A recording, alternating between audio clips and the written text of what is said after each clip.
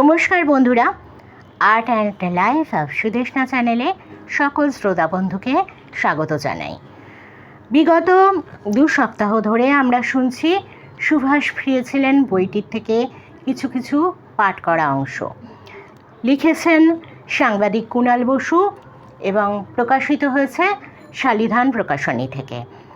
অনেক পরিচিতরা আমাকে বলেছেন বইটি পড়া হয়নি বা হাতে পাননি, তাদের পাঠ করে শোনালে সুবিধে হয়, তো সেই কারণেই পাঠ করে শোনাচ্ছি।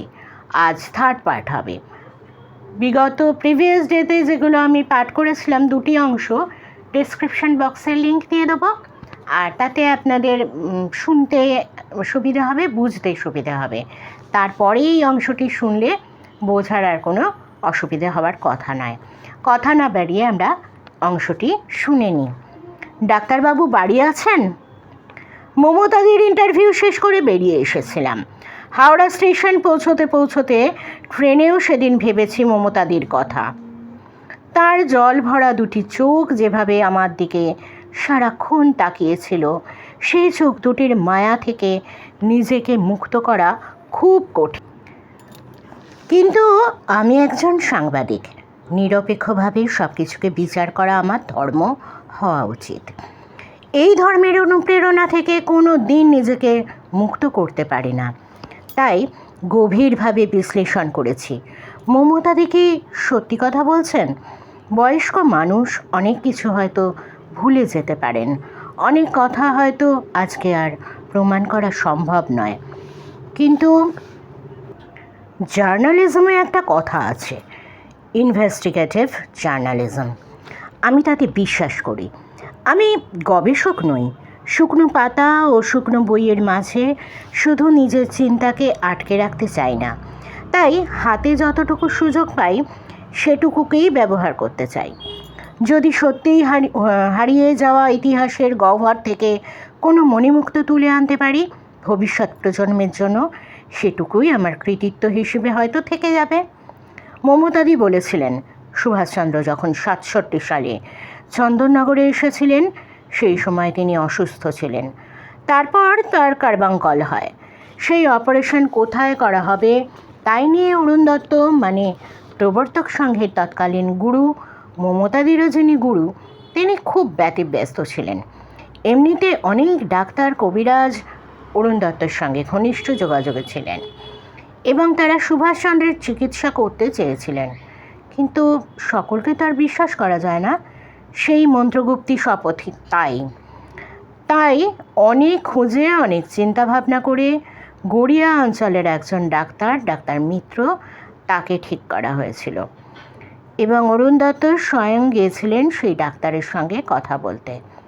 আমাকে যারা আপনারা চেনেন নিশ্চয়ই জানেন আমার বাড়ি এই অঞ্চলের খুব কাছেই, বোড়াল অঞ্চলে।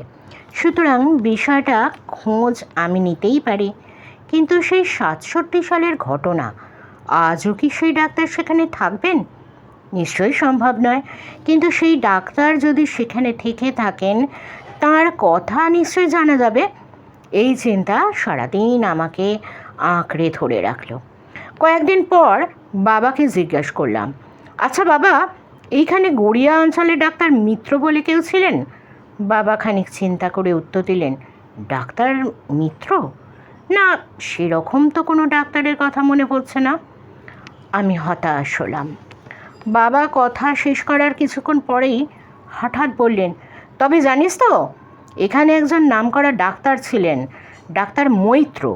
তার খুব নামডাকও ছিল। সঙ্গে সঙ্গে আমার মাথায় বিদ্যুৎ খেলে গেল।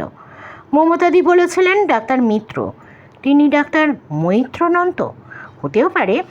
সেই 67 সালের ঘটনা মমতাদি এতদিন পর কিভাবে মনে রাখবেন? হয়তো কোনো জায়গায় তার ভুল হচ্ছে। নামটা তো কাছাকাছি, মিত্র আর মৈত্রের মধ্যে তফাৎ আর কি আছে? আমি বাবার কাছে ডাক্তার মৈত্রের সম্বন্ধে জানতে চাইলাম। বাবা বললেন তিনি নামকরা ডাক্তার ছিলেন। এই অঞ্চলে শুধু নয়, সারা কলকাতা শহরে ছড়িয়ে অন্যান্য জায়গাতেও তার ভালো প্রসার ছিল। তার নাম ডাক্তার বিকাশ মৈত্র।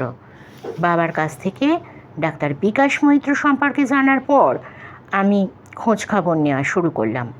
আমাদের অঞ্চলেরই রাজনীতির সঙ্গে জড়িত কয়েকজন ব্যক্তির সঙ্গে কথা বলার পর নিশ্চিত হলাম গড়িয়া অঞ্চলের ডাক্তার বিকাশ মৈত্র বলে একজন ডাক্তার সত্যিই ছিলেন। এখনও কি সেই বিকাশ মৈত্রের কেউ রয়েছেন? বিকাশ মৈত্র বহুদিন আগে ইহজগৎ ত্যাগ করেছেন, কিন্তু জানতে পারলাম তার ডিসপেন্সারি, এখন যেটা ওষুধের দোকান, সেটা এখনও রয়েছে এবং সেখানে অন্য একজন ডাক্তার বসেন। তবে ডাক্তার বিকাশ মৈত্রের ছেলে বিধান মৈত্র এখনও রয়েছেন। বিষয়টা জানার পরেই আমি উঠে পড়ে লাগলাম, যেভাবেই হোক ডাক্তার বিধান মৈত্রের সঙ্গে যোগাযোগ স্থাপন করতেই হবে। আমাদের অঞ্চলের এক রাজনৈতিক নেতাকে ধরলাম, যে করেই হোক বিধান মৈত্রের খোঁজ আমাকে এনে দিতে হবে, অন্তত তার ফোন নাম্বারটা আমায় জোগাড় করে দিতে হবে। তিনি বললেন অবশ্যই পাওয়া যাবে। তিনি একটু চেষ্টা চরিত্র করে আমাকে বিধান মৈত্রের ফোন নাম্বার জোগাড় করে দিয়েছিলেন। ফোন নাম্বারটা হাতে পাওয়ার পরেই আর ধৈর্য ধরে রাখতে পারলাম না, সরাসরি ফোন করে বসলাম বিধান মৈত্রকে। ওপাশ থেকে গম্ভীর কণ্ঠস্বর ভেসে এলো, হ্যালো, কে বলছেন? নমস্কার, আমার নাম কুণাল বোস। আমি আপনার সঙ্গে একটু কথা বলতে পারি? হ্যাঁ বলুন, কী বিষয়ে? আমি আপনার বাবা ডাক্তার বিকাশ মৈত্রের বিষয়ে একটু কথা বলতে চাই। আমি ওর সঙ্গে ঘটে যাওয়া একটা ঘটনার বিষয়ে একটু জানতে চাই আপনার কাছ থেকে। আপনি যা শুনেছেন সেটা সত্যি কুণালবাবু? আমি একটু হতচকিত হয়ে গেলাম। আমি তোকে কিছু বলিনি। কিছু বলার আগেই উনি হঠাৎ করে এরকম মন্তব্য করে বসলেন। আপনি সেই কুণাল বোস তো, যিনি নেতাজি সুভাষচন্দ্র বসুকে নিয়ে ভিডিও বানান? হ্যাঁ, আমি সেই কুণাল বোসই কথা বলছি। আমি আপনার ভিডিও দেখি কুণালবাবু। শুধু এইটুকু বলবো, আপনি যা শুনেছেন সেটা একদম সত্যি। মানে একটু বিস্তারিতভাবে বলবেন আমি কি শুনেছি? বললাম তো, আপনি যা শুনেছেন তা সঠিক, ঠিকই শুনেছেন। তবে এই বিষয়ে এখন আপনাকে বেশি কিছু বলতে পারবো না। আমি একদিন আপনার সঙ্গে দেখা করব, তারপর আপনাকে সব বলবো। এখন আর কিছু জানতে চাইবেন না। ওপাশ থেকে ফোনটা কখন কেটে গেছে বুঝতে পারিনি। হতচকিতের মতো তখনও আমার কানের কাছে ধরা রয়েছে আমার মোবাইল। যা ঘটে গেল তা কি সত্যি? 2023 সালে দাঁড়িয়েও এই রকম রোমাঞ্চকর ঘটনা মানুষের জীবনে ঘটতে পারে? আমি কি শুনছি সেটা তো বলার সুযোগ পেলাম না। তার আগেই বিধানবাবু বললেন আপনি যা শুনেছেন সব সত্যি। বিধানবাবু কি তাহলে আন্দাজ করতে পেরেছেন আমি কী জন্য বিধানবাবুর কাছে ফোন করেছি? বিভিন্ন চিন্তা আমার মাথার ভেতর ভিড় করে আসতে লাগলো। রহস্য আরও ঘনীভূত হচ্ছে মনের ভিতরে। একবার যদি বিধানবাবুকে সামনাসামনি পেতাম, অনেক কিছু জানতে চাইতাম, বহু কিছু আলোচনা করতাম। চোখের সামনে বারবার ভেসে উঠছে মমতাদির দু চোখ জল ভরা সেই করুণ মুখটা। কেউ বিশ্বাস করেনি কুণাল, কেউ একবারও কথাগুলো বিশ্বাস করেনি। কত মানুষকে বলেছি, বারবার বলেছি, আজকে তুমি এলে। মমতাদির কথা বারবার মনে আসছিল। একবার যদি বিধানবাবু আমাকে সময় দিতেন। তারপর থেকে বহুবার বিধানবাবুকে ফোন করলাম, কিন্তু বিধানবাবু কোনো না কোনো কথা বলে আমাকে এড়িয়ে যেতে শুরু করলেন। শুধু তিনি আমাকে একটিই কথা বলতেন, কুণালবাবু আপনি যেটা শুনেছেন সেটা সত্যি, আর কিছু বলবেন না। আমি বলতে পারবো না, আমার পরিবারের নিষেধ আছে। আমি কি শুনেছি সেটা কীভাবেই বা বিধানবাবু বলছেন সত্যি, আর এত বছর পর কে বিধানবাবুকে নিষেধ করছে? আমি এর আগেও যখন ডাক্তার পবিত্রমোহন রায়ের পুত্র রণেন্দ্রমোহন রায়ের কথা আপনাদের বলেছি, অবশ্যই আপনারা লক্ষ্য করেছেন সেখানেও এই রকমই একটা নিষেধাজ্ঞার কথা বলা হয়েছে। পরবর্তীকালেও যখন নেতাজির ভারতে সন্ন্যাসী বেশে আনয়ন এবং বসবাস নিয়ে যারা যারা তার প্রত্যক্ষ সাহচর্য পেয়েছিলেন তাদের কাছে গিয়েছি, তারা ওই একই কথা বলেছেন। সেই একই প্যাটার্ন আপনারা সব জায়গায় লক্ষ্য করবেন। তারা বারবার বলেছেন আমরা মুখ খুলতে পারবো না, আমাদের ওপর নিষেধ আছে। কিন্তু এত বছর পরেও কিভাবে সেই নিষেধাজ্ঞা কাজ করছে কিছুতেই বুঝে উঠতে পারলাম না। আর বিধান মৈত্র, তিনি তো এই সবার থেকে বিচ্ছিন্ন। তার পিতা, যিনি এই ঘটনার সঙ্গে জড়িত ছিলেন, তিনিও বহুদিন আগেই ইহলোক ত্যাগ করেছেন। তাহলে এত বছর পরে কে নিষেধাজ্ঞা জারি করে রেখেছে? সব কিছু আমার ভাবনায় যেন তালগোল পাকিয়ে গিয়েছে। কিছুতেই এই কঠিন অঙ্ক মেলাতে পারছি না। বিধানবাবুর সঙ্গে এরপর থেকে বহুবার যোগাযোগ করার চেষ্টা করলাম, কিন্তু কিছুতেই কিছু হলো না। শেষ পর্যন্ত আমি হাল ছেড়েই দিয়েছি। তারপর একদিন হঠাৎ করে সুযোগ চলে এলো। 2023 সালের মহালয়ার দিন। আমার শরীরটা বিশেষ ভালো ছিল না। সারা শরীরে ব্যথা, জ্বর আসবে মনে হচ্ছে। সন্ধ্যাবেলায় শুয়ে রয়েছে, হঠাৎ করেই আমার ফোনটা বেজে উঠল। ফোনটা অন্যমনস্কভাবেই ধরলাম। হ্যালো, কে বলছেন? নমস্কার কুণালবাবু, আমি বিধান মৈত্র কথা বলছি। এক নিমেষে লাফিয়ে বসলাম বিছানার উপরে। হ্যাঁ বলুন বিধানবাবু, আপনি এখন কোথায় আছেন? আমি বাড়িতেই আছি। আমার বাড়িতে একবার আসতে পারবেন? হ্যাঁ অবশ্যই পারবো। আসুন তাহলে, আপনার সঙ্গে কথা আছে। এত বছর ধরে, এত দিন ধরে যে চেষ্টা চালিয়ে যাচ্ছি, আজকে না চাইতেই আমার কাছে সেই সুযোগ এসে ধরা দিয়েছে। শরীর খারাপ, ব্যথা, যন্ত্রণা সব কোথায় যেন তলিয়ে গেল। সব কিছু ভুলে তাড়াতাড়ি তৈরি হয়ে নিয়ে মোটর বাইকে স্টার্ট দিলাম। সোজা বিধান মৈত্রের বাড়ি। বয়স্ক মানুষ, তবে শরীরে বয়সের ছাপ সেভাবে পড়েনি। আমাকে আপ্যায়ন করলেন, ঘরে বসালেন। তারপর বিধানবাবুর সঙ্গে একটু আলাপ জমিয়ে নিয়েই সোজাসুজি আমার প্রশ্নে চলে এলাম। আপনি যে আমায় বললেন আমি যা শুনেছি সব সত্যি? বিধানবাবু হেসে বললেন, সেই প্রশ্নের উত্তর দেব। আগে বলুন আপনি কী শুনেছেন। আমি শুরু করলাম। আমি নেতাজি সুভাষচন্দ্রকে নিয়ে কাজ করি, আপনি তো সেটা জানেনই। আমি মমতাদির কাছে গিয়েছিলাম। মমতাদি হলেন প্রবর্তক সংঘ চন্দননগরের প্রবীণা সদস্যা। তিনি বিপ্লবী অরুণচন্দ্র দত্তের শিষ্যা। মমতাদি আমাকে বললেন, 1967 সালে নেতাজি সুভাষচন্দ্র বসু ফিরেছিলেন মাতৃভূমির টানে এই বঙ্গদেশে। তারপর তার কিছু শারীরিক অসুস্থতার জন্য অরুণচন্দ্র দত্ত তাকে ডাক্তারের কাছে নিয়ে যান। তার পিঠে কার্বাঙ্কল হয়েছিল, সেটির অপারেশন করার প্রয়োজন পড়েছিল। সেই কারণেই তিনি আপনার পিতা ডাক্তার বিকাশ মৈত্রের সঙ্গে যোগাযোগ স্থাপন করেন। এই ঘটনা কি সত্যি? বিধান মৈত্র কিছুক্ষণ চিন্তা করে বললেন, আমি জানি না কে মমতা দাস, প্রবর্তক সংঘ, এসব কিছুই জানি না কুণালবাবু। আমি শুধু আপনাকে আমার জীবনে ঘটে যাওয়া কয়েকটা ঘটনার কথা আজকে বলবো। ঘটনাটি হলো, 1967 সালে একদিন আমার বাবা আমায় ডেকে বলেছিলেন, আমাদের গড়িয়ার চেম্বারে সকালবেলা একজন বয়স্ক মানুষ আসবেন। আমি যেন তাকে শ্রদ্ধার সঙ্গে আপ্যায়ন করে আমাদের বাড়িতে নিয়ে আসি পথ দেখিয়ে। বাবাকে প্রশ্ন করার সাহস আমাদের ছিল না। বাবা খুব রাশভারী মানুষ ছিলেন, তাকে আমরা ভয় পেতাম। বাবাকে জিজ্ঞেস করলাম তিনি কখন আসবেন। বাবা আমায় সব বলে দিলেন। বাবার বলা কথা অনুযায়ী একদিন সকালে রিকশা করে এক ভদ্রলোক এলেন। রোগা চেহারা, শরীরে আলো যেন ফুটে বেরোচ্ছে। এত ফর্সা, মনে হয় যেন এক দিব্য আভা তাকে ঘিরে রয়েছে। আমি বিধানবাবুর কথা শেষ হওয়ার আগেই চমকিত হয়ে বিধানবাবুর মুখের দিকে তাকালাম। কে এসেছিলেন বিধানবাবু? নাম মনে আছে? বিধানবাবু একটু চিন্তা করে স্মৃতি হাতড়ে নামটা তুলে আনলেন, অরুণচন্দ্র দত্ত। বিধানবাবুর কথা শেষ হলো, আর আমার মনের সমস্ত জিজ্ঞাসার অনেক উত্তরই যেন আমি পেয়ে গেলাম।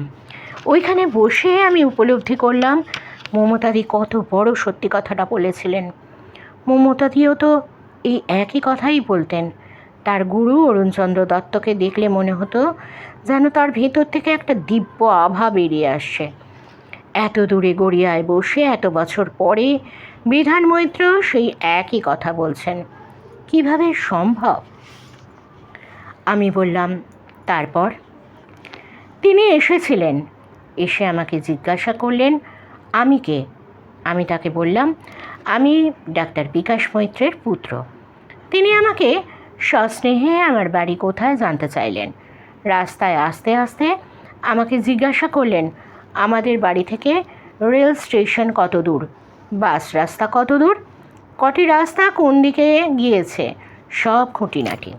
তারপরে সে আমার বাবার সঙ্গে দেখা করে চলে গেলেন। এরপর আমি আর কিছুই জানি না। বিধানবাবুর কথা শেষ হওয়ার আগে আমার আবার আরেকটি কথা মনে পড়ে গেল। সাংবাদিকতার কারণে বহু জায়গায় গিয়েছি।